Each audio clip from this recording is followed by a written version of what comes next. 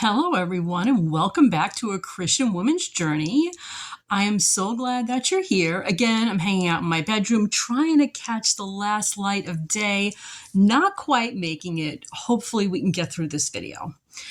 I wanted to talk to you about something that is really extremely important. It's Christian feminism. Why is that important? Because it is the opposite of biblical womanhood. And biblical womanhood is what comes from the Bible, but it is Christian feminism that keeps creeping into the church. You're going to hear me talk a lot on this subject. And specifically today, I want to talk about Jael in the Bible, because I'm seeing a fair number of women nowadays on Christian women's social media really identifying with Jael, but I'm not convinced they're identifying with her for the right reasons. What kinds of things are they saying? Well, they're calling themselves tent peg drivers and independent women and women who don't have to ask their husband's permission first. I think this is really misdirected. If we look back to the story of Jael in Scripture, most of us are familiar with what happened. It's taken mostly out of Judges 4, but also out of Judges 5, where almost as a punishment to Barak, Deborah lets him know that even though Barak will be given victory, it will come at the hands of a woman, that Sisera will be killed at the hands of a woman. And that is, in fact, what happens. At one point, Sisera is running away, and Jael invites him into her tent. And she does, in fact, kill him by driving a tent peg through his head. Okay, so Jael is lauded in Scripture for this. And we trust God's word. I do trust that she, even though we're not told, that she was acting specifically on instruction from God. The Israelites had been oppressed for some time by the Canaanites, and God had decided that it was time to deliver them into the hands of the Israelites, and Jael was used for that purpose. I think that's pretty clear from Scripture.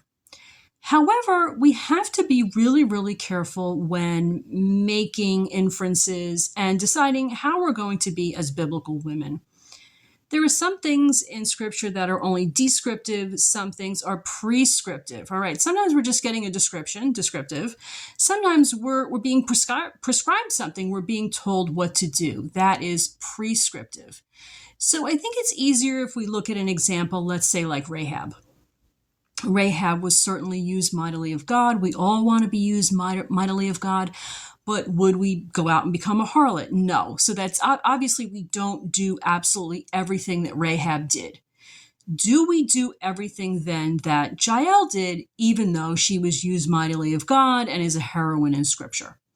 Well, certainly to the extent that we obey God's commands and do what it is God wants us to do, yes, absolutely, we do that. We do that happily.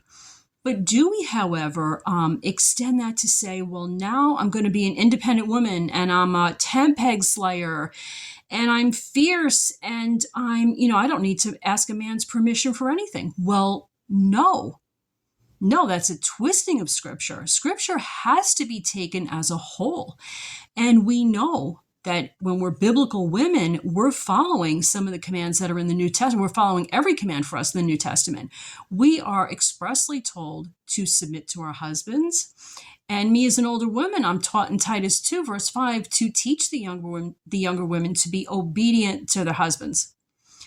Okay, so we don't then completely discard that. Let's chuck Christian feminism out the window. It is an evil creation of man. It is creeping into our church, and let's be biblical women. That's what I wanted to say tonight, guys. I had to get that out. I think I beat the light a little bit. Thank you so much for joining me. Love and light. To God be the glory.